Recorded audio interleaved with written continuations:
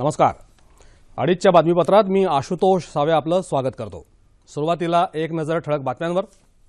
सेतू भारतम प्रकल्पाचं पंतप्रधान नरेंद्र मोदी यांच्या हस्ते नवी दिल्लीत उद्घाटन.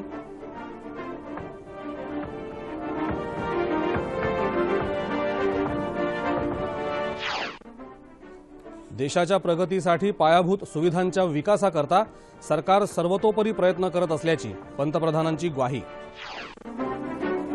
शांतता आणि समानतेसाठी देश कटिबद्ध, त्यासाठी मजबूत सैन्यदल आवश्यक, राष्ट्रपतींचं प्रतिपादन. लोकसभेचे माजी अध्यक्ष पी.ए. संगमा यांचं नवी दिल्लीत निधन. राज्यातल्या दुष्काळी भागाची पाहणी करण्यासाठी मुख्यमंत्र्यांसह 29 मंत्री आजपासून मराठवाड्याच्या दौऱ्यावर. आणि मुंबई आणि लगतच्या परिसरात अवकाळी पावसाची हजेरी. आणि आता पाहूया सविस्तर वृत्त. पायाभूत सोयी सुविधांचा विकास ही राष्ट्राच्या विकासाची गुरुकिल्ली असून या सुविधांच्या विकासासाठी सरकार सर्वतोपरी प्रयत्न करत असल्याची ग्वाही पंतप्रधान नरेंद्र मोदी यांनी दिली. सेतू भारतम प्रकल्पाचं नवी दिल्लीत उद्घाटन करताना ते आज बोलत होते. सरकारला देशाच्या समस्यांची जाण असून सर्व शक्तीनिशी त्यांचं निराकरण करून बदल घडवण्याचा सरकारचा प्रयत्न असल्याचं पंतप्रधान म्हणाले. पायाभूत सोयीसुविधांच्या विकासासाठी सरकारचा सर्वंकष आणि एकात्मिक दृष्टिकोन असून पायाभूत सोयीसुविधांमुळे देशाच्या विकासाला गती आणि मजबूतीही येईल असा विश्वास त्यांनी व्यक्त केला.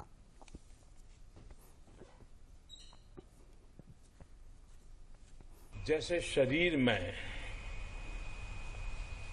नसों का रोल है, धमनियों का रोल है, वेन्स का रोल है और उसकी जो गतिविधि और काम है उसी वो शरीर को शक्ति भी देते हैं, शरीर को गति भी देते हैं. जो ये नसें वेन्स शरीर में रोल करती हैं वैसे ही ये इंफ्रास्ट्रक्चर इस राष्ट्र के शरीर में काम करता है.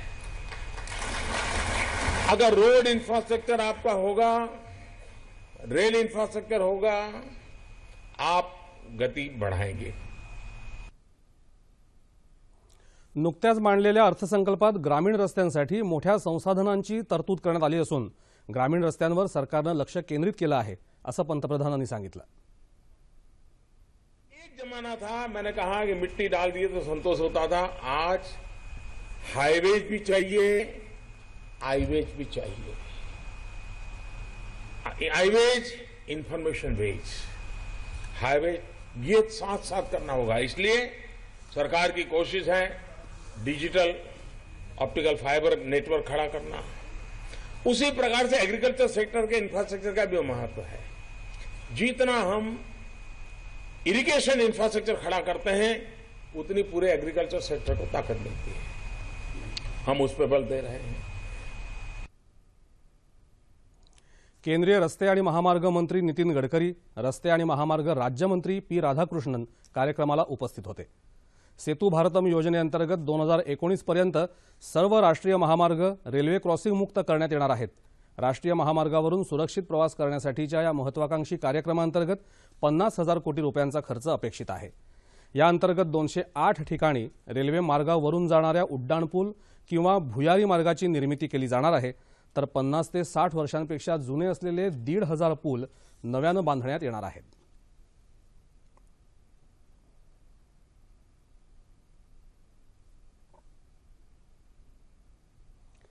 निस्वार्थ सेवा आणि प्राणांची बाजी लावून देशाच्या क्षितिजाचं रक्षण करण्याची जिगर या गुणांसाठी राष्ट्र सदैव भारतीय हवाई दलाचं ऋणी राहील असं राष्ट्रपती प्रणव मुखर्जी यांनी म्हटलं आहे. गुजरातमधल्या जामनगर इथं आज राष्ट्रपतींच्या हस्ते हवाई दलाच्या 119 हेलिकॉप्टर एककांना राष्ट्रपती मानक तसंच हवाई दलाच्या 28 साधनसामग्री आगारांना राष्ट्रपती ध्वज प्रदान करण्यात आले. त्यावेळी आयोजित कार्यक्रमात ते बोलत होते. देशाच्या सार्वभौमत्वाचं रक्षण करण्याचं कार्य हवाई दल अत्यंत चोख रीतीनं पार पाडत असून हवाई योद्ध्यांचं धैर्य आणि चिकाटी देशाला प्रेरणादायी आणि अभिमानास्पद आहे असं राष्ट्रपती म्हणाले. कित्येक नैसर्गिक संकटांच्या दरम्यान हवाई दलानं कुशलतेनं हाताळलेलं बचाव कार्य सर्वसामान्यांच्या स्मरणात कायमचं राहील असंही त्यांनी सांगितलं. भारत हा नेहमीच शांतता आणि समतेचा पुरस्कर्ता आहे, मात्र भक्कम संरक्षण कुमक आणि परिणामकारक प्रतिकाराची गरज असल्याचं राष्ट्रपती म्हणाले. लोकसभेचे विद्यमान सदस्य आणि सदनाचे माजी अध्यक्ष पी.ए. संगमा यांचं आज नवी दिल्ली इथं हृदयविकारानं निधन झालं. ते 68 वर्षांचे होते. मेघालयमधल्या तुरा लोकसभा मतदारसंघाचं ते प्रतिनिधित्व करत होते. 11व्या लोकसभेचं अध्यक्षपद भूषवणारे संगमा 9 वेळा लोकसभेवर निवडून आले होते. केंद्रीय मंत्रिमंडळात माहिती आणि प्रसारण मंत्री म्हणूनही त्यांनी काम पाहिलं होतं. याशिवाय गृहराज्यमंत्री, कामगार, वाणिज्य आणि कोळसा राज्य मंत्रालयाचा कार्यभारही त्यांनी सांभाळला होता. 1988 ते 1990 या काळात त्यांनी मेघालयचे मुख्यमंत्री म्हणून कारभार पाहिला. राष्ट्रवादी काँग्रेसचे संस्थापक सदस्य असणारे संगमा यांनी पक्षातून बाहेर पडल्यानंतर 2013 मध्ये नॅशनल पीपल्स पार्टीची स्थापना केली. 1947च्या 1 सप्टेंबरला मेघालयमधल्या चपाठी या खेड्यात जन्मलेल्या संगमा यांनी पदवी प्राप्त केल्यानंतर आसाममधल्या दिब्रुगढ इथं आंतरराष्ट्रीय संबंधांवर मास्टर्स ही पदवी प्राप्त केली. त्याचबरोबरीनं त्यांनी कायद्यामधली पदवीही घेतली. जीवनात संघर्ष करून त्यांनी आपलं स्थान निर्माण केलं होतं.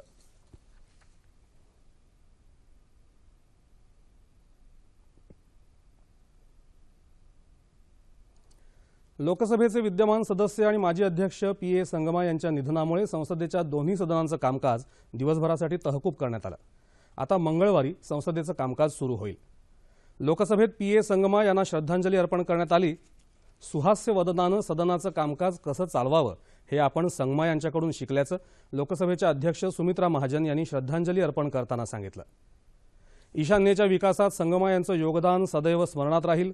लोकसभेचे अध्यक्ष म्हणून त्यांची कारकीर्द अविस्मरणीय आहे असं सांगत संगमा यांच्यावर नेताजी सुभाषचंद्र बोस यांचा मोठा प्रभाव होता अशा शब्दात पंतप्रधान नरेंद्र मोदी यांनी संगमा यांना श्रद्धांजली अर्पण केली आहे.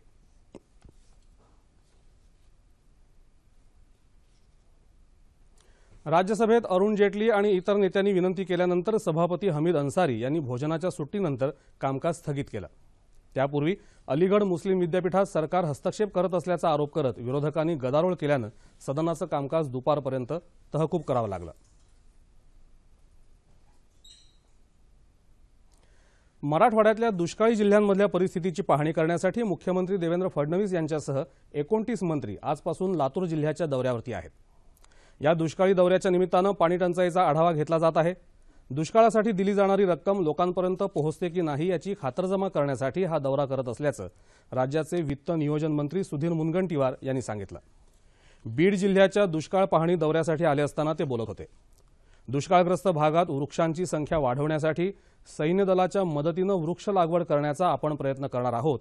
या संदर्भात संरक्षण मंत्री मनोहर पर्रिकर यांच्याशी चर्चा केल्याचं मुनगंटीवार यांनी सांगितलं. बीड जिल्ह्यातल्या विविध तालुक्यातल्या दुष्काळी भागांना दादा भुसे, संजय राठोड, एकनाथ शिंदे, गिरीश बापट, विद्या ठाकूर, रामदास कदम, दीपक केसरकर, पंकजा मुंडे यांनी भेट देऊन परिस्थितीचा आढावा घेतला. या दौऱ्यासंदर्भात अधिक माहिती देत आहेत आमचे प्रतिनिधी अरुण समुद्रे.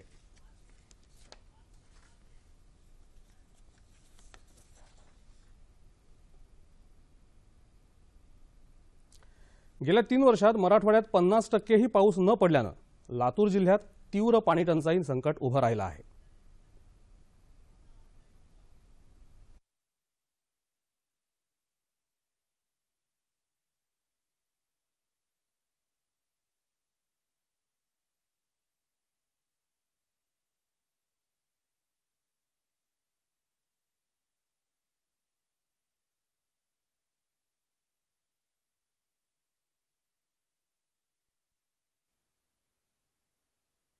मराठवाड्यातील लातूर, उस्मानाबाद, बीड जिल्ह्यातील दुष्काळी परिस्थितीची पाहणी करण्यासाठी मंत्रिमंडळातील 27 सदस्य आज दौऱ्यावर आलेले आहेत. लातूर जिल्ह्यात नियोजनाप्रमाणे सर्व मंत्री त्या तालुक्याच्या दौऱ्यावर गेले असून मुख्यमंत्री निलंगा तालुक्यातील जलसंधारण कामाची पाहणी करून निलंगा तालुक्याची आढावा बैठक ही घेणार आहेत. त्यानंतर सायंकाळी 6 वाजता सर्व मंत्र्यांची आढावा बैठक लातूर येथे होणार आहे. ठिकठिकाणी शेतकरी संवाद साधण्यासाठी उपस्थित असल्याचे सांगण्यात येत आहे.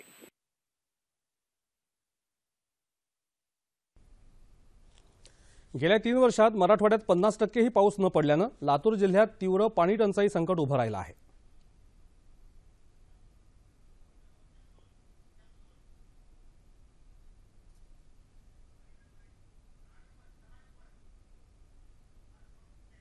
परिस्थितीचा सामना करावा लागतोय। अपुऱ्या पावसामुळे नदी नाले तसंच लातूरला पाणी पुरवठा करणारं मांजरा धरणही कोरडं पडलंय। येत्या 3 ते 4 महिन्यात लातूरची ओळखही टँकरचं गाव अशी होणार आहे। 5 लाख लोकसंख्या असलेल्या गावाला यापुढे नळाने पाणी न देता टँकरने पाणी दिलं जाणार आहे। गेल्या 3-4 वर्षापासून लातूर जिल्ह्यामध्ये एकंदरीतच पावसाचं प्रमाण अतिशय अल्प आहे।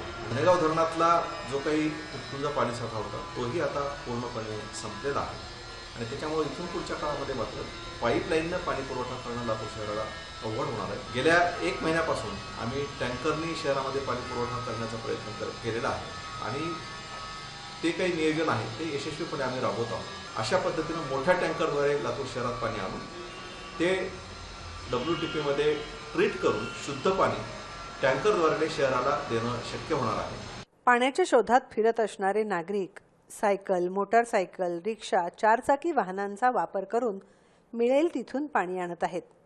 आलेल्या टँकरचं पाणी आपल्याला मिळावं यासाठी लांबच लांब रांगा लागत आहेत। महानगरपालिकेने प्रत्येक विभागात ठराविक दिवशी पाणी पुरवठा करावा ही नागरिकांची मागणी आहे। भारताची 50% लोकसंख्या ही 25 वर्षाखालील असून झपाट्यानं बदलणाऱ्या तंत्रज्ञानामुळे प्रदूषण, घनकचरा व्यवस्थापन अशा समस्यांच्या निवारणासाठी नाविन्यपूर्ण संशोधनाला मोठा वाव आहे असं मुख्यमंत्री देवेंद्र फडणवीस म्हणाले।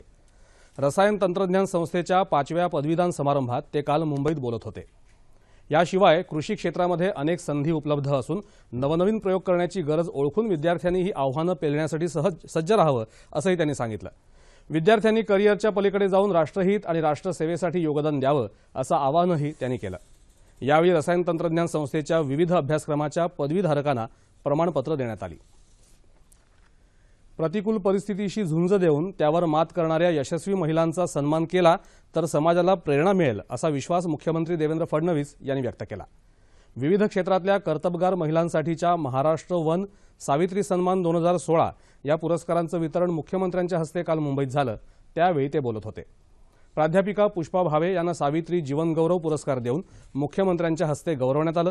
याशिवाय कृषी क्षेत्रातल्या उल्लेखनीय कार्यासाठी मनीषा कुंजीर, साहित्य क्षेत्रासाठी कवयित्री कल्पना दुधाळ तसंच विज्ञान आणि संशोधन क्षेत्रासाठी डॉक्टर अर्चना पै यांना सन्मानित करण्यात आलं। प्रशासकीय क्षेत्रासाठी राज्याच्या न्यायिक आणि तांत्रिक विभागाच्या महासंचालक डॉक्टर मीरा बोरवणकर आणि राईट टू पी या संस्थेच्या महिलांचा सावित्री सन्मान पुरस्कारानं गौरव करण्यात आला। शालेय जीवनात विद्यार्थ्यांना विविध क्षेत्रातलं ज्ञान देण्याबरोबरच त्यांच्या कौशल्य विकासावर भर देण्याचं आवाहन शालेय शिक्षण मंत्री विनोद तावडे यांनी केलं आहे। नाशिक जिल्ह्यातल्या हिरावाडी इथं एका शाळेच्या नवीन इमारतीचं उद्घाटन करताना ते काल बोलत होते।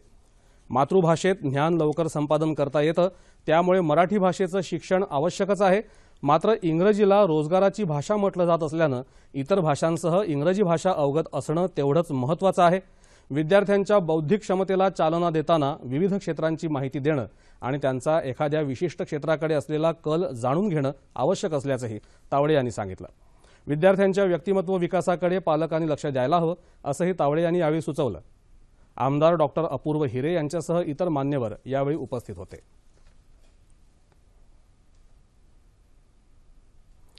उच्च न्यायालयानं नवीन बांधकामावर बंदी घातली असताना मेक इन इंडिया सप्ताहामध्ये केलेल्या सामंजस्य करारानुसार 5 लाख घरांची निर्मिती कशी करणार याचं उत्तर सरकारनं द्यावं अशी मागणी राष्ट्रवादी काँग्रेसचे प्रवक्ते नवाब मलिक यांनी केली। मुंबईत आयोजित पत्रकार परिषदेत ते काल बोलत होते। नवीन गृहनिर्माण प्रकल्पामुळे 7,65,000 रोजगार निर्माण होणार असं सरकार सांगते, पण त्याचा फायदा नेमका कुणाला होणार आणि घरं कुठं बांधली जाणार हेही सरकारनं सांगावं असं मलिक यावेळी म्हणाले।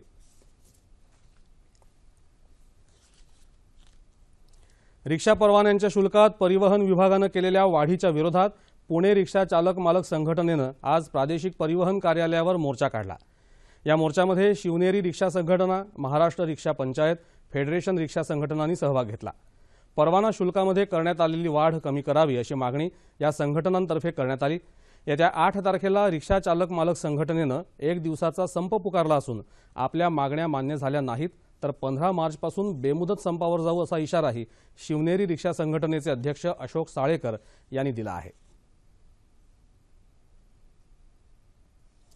कुणीही बेघर राहू नये, प्रत्येक कुटुंबाला आपला हक्काचा निवारा मिळावा यासाठी सरकारनं सुरू केलेल्या इंदिरा आवास योजनेअंतर्गत नंदुरबार जिल्ह्यातल्या लोकांचं स्वतःच्या घराचं स्वप्न पूर्ण होताना दिसत आहे. नंदुरबार हा आदिवासी बहुल मागास जिल्हा, त्यामुळे बहुतांशी कुटुंबांकडे आपला हक्काचा निवारा नाही. मात्र प्रशासनानं गेल्या 22 महिन्यात नियोजनबद्ध कार्यक्रम राबवून घरकुल योजनेची प्रभावीपणे अंमलबजावणी केल्यानं गरजूंना हक्काचं घर मिळालं आहे. जिल्ह्यात 77,172 पैकी 50,133 घरकुलं आतापर्यंत पूर्ण करण्यात आली आहेत. विशेष म्हणजे या घरकुलांसोबतच शौचालयांचं बांधकामही केलं जात असल्यानं गावं हगणदारी मुक्त होण्यास सहाय्य होत आहे. घरकुलचे 2 बिल भेटाले 35-35 हजार आणि स्वतःचे पैसे टाकून हे घर पूर्ण करतोय आम्ही. आणि फायनल बिल झाले, हे शौचालयाचं काम पण पूर्ण झालेच आहे आणि हे पूर्ण झाल्यावर आम्हाला बाकीची रक्कम भेटेल. आमची गावची लोकसंख्या 15,000 आहे.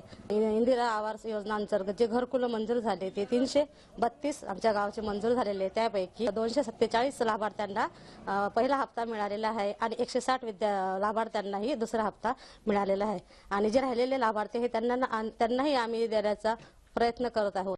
घरकुलांच्या कामाला गती देण्यासाठी जिल्हा परिषदेचे मुख्य कार्यकारी अधिकारी RV गमे यांनी सर्व स्तरावर नियोजन केल्यानं लाभार्थ्यांना धनादेश मिळणं सोपं झालं आहे. आपल्या जिल्ह्यामध्ये साधारण 2003 पासूनचे इंदिरा आवास योजनेचे घरकुल अपूर्ण होते, म्हणून मागच्या 15-16 महिन्यामध्ये आपण विशेष मोहीम या जिल्ह्यामध्ये राबवली आणि गेल्या 20 महिन्यामध्ये आपण जिल्ह्यात 22,000 घरकुलं पूर्ण केलीत आणि त्यांच्यासाठी जवळपास आपण 310 कोटी रुपये लाभार्थ्यांना वितरित केलेले आहे. इंदिरा आवास योजनेची यशस्वी अंमलबजावणी करून नंदुरबार जिल्हा राज्यात अग्रेसर तर बनला आहेच, शिवाय या कामी प्रशासनाचंही मोलाचं सहकार्य मिळालं आहे. आंतरराष्ट्रीय महिला दिनाच्या पार्श्वभूमीवर मुंबईत नुकतंच सुहाना सफर या संगीतमय कार्यक्रमाचं आयोजन करण्यात आलं होतं. विविध क्षेत्रात उत्तम कार्य करत असलेल्या महिलांचा यावेळी सन्मान करण्यात आला. पार्श्वगायिका अनुराधा पौडवाल आणि अमृता फडणवीस यांना वुमन अचिव्हर पुरस्कार देण्यात आला. देशाच्या विकासासाठी महिला सक्षमीकरण अत्यावश्यक असून प्रत्येक क्षेत्रात महिलांचं योगदान महत्त्वपूर्ण आहे असं मत त्यांनी व्यक्त केलं. कार्यक्रमाला हिंदी चित्रपट अभिनेते जितेंद्र आणि संगीत दिग्दर्शक श्रवण प्रमुख पाहुणे म्हणून उपस्थित होते. मुंबईत शिवडी जेट्टी इथं उद्या फ्लेमिंगो फेस्टिवलचं आयोजन करण्यात आलं असून पक्षीप्रेमी आणि पर्यावरणाविषयी आत्मीयता असणाऱ्यांना या स्थलांतरित पक्ष्यांना बघण्याची संधी मिळणार आहे. हजारो किलोमीटरचं अंतर कापून भारतात येणाऱ्या या गुलाबी पाहुण्यांच्या निमित्तानं नागरिकांमध्ये पक्ष्यांच्या जीवनाबद्दल उत्सुकता निर्माण व्हावी असा या फेस्टिवलचा उद्देश असल्याचं बॉम्बे नॅचरल हिस्ट्री सोसायटीचं म्हणणं आहे.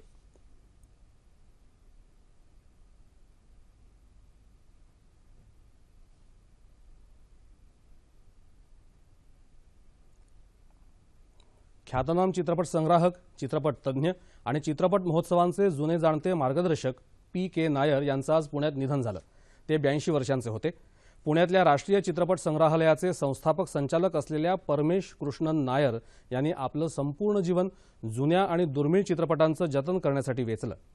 भारतीय चित्रपटसृष्टीतले अत्यंत गाजलेले आणि मैलाचा दगड ठरलेले अनेक चित्रपट P.K. नायर यांच्या प्रयत्नांमुळेच संग्रहात राहू शकले. यामध्ये चित्रमहर्षी दादासाहेब फाळके यांचा राजा हरिश्चंद्र, कालिया मर्दन, बॉम्बे टॉकीज तसंच जीवननैया, बंधन, कंगन, अछूत कन्या, किस्मत यासारख्या उत्तमोत्तम कलाकृतींचा समावेश आहे. त्यांच्या कारकिर्दीत एकंदर 12,000 चित्रपट संग्रहित झाले. नायर यांना त्यांच्या चित्रपट संग्रहाविषयीच्या उल्लेखनीय कार्यासाठी 2008 साली सत्यजित रे स्मृती पुरस्कारानं गौरवण्यात आलं होतं. हवामान. राज्यात गेल्या काही दिवसांपासून पडत असलेल्या अवकाळी पावसानं आज सकाळी ठाणे आणि मुंबई उपनगरांच्या काही भागात हजेरी लावली. पालघर जिल्ह्यामध्ये सकाळी जोरदार पाऊस झाला, तसंच वसई, विरार, भिवंडी आणि ठाण्यातल्या काही भागांमध्ये पाऊस पडला. मुंबईत मुलुंड, घाटकोपर, अंधेरी, जोगेश्वरी, कांदिवली या उपनगरांमध्येही पावसाच्या सरी बरसल्या. नवी मुंबई आणि रायगड जिल्ह्यात पनवेल, पेण आणि उरण इथं पाऊस झाला, तर अलिबाग इथं गडगडाटासह जोरदार पाऊस झाल्याचं आमच्या वार्ताहरानं कळवलं आहे. येत्या 36 तासात उत्तर मध्य महाराष्ट्र आणि मराठवाड्यात काही ठिकाणी तसंच कोकण आणि विदर्भात तुरळक ठिकाणी मेघगर्जनेसह पाऊस पडेल अशी शक्यता हवामान विभागानं व्यक्त केली आहे. या काळात उत्तर मध्य महाराष्ट्र आणि मराठवाड्यात काही ठिकाणी वादळी वाऱ्यासह गारपीट होऊ शकेल असा अंदाजही वर्तवण्यात आला आहे. आणि शेवटी ठळक बातम्या पुन्हा एकदा. सेतू भारतम प्रकल्पाचं पंतप्रधान नरेंद्र मोदी यांच्या हस्ते नवी दिल्लीत उद्घाटन.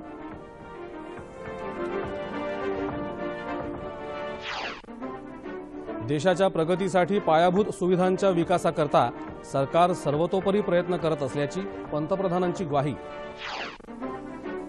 शांतता आणि समानतेसाठी देश कटिबद्ध, त्यासाठी मजबूत सैन्यदल आवश्यक, राष्ट्रपतींचं प्रतिपादन. लोकसभेचे माजी अध्यक्ष P.A. संगमा यांचं नवी दिल्लीत निधन. राज्यातल्या दुष्काळी भागाची पाहणी करण्यासाठी मुख्यमंत्र्यांसह 29 मंत्री आजपासून मराठवाड्याच्या दौऱ्यावर. आणि मुंबई आणि लगतच्या परिसरात अवकाळी पावसाची हजेरी. याबरोबरच हे बातमीपत्र संपलं. पुन्हा भेटूया संध्याकाळी 5 वाजता सह्याद्री वाहिनीवर.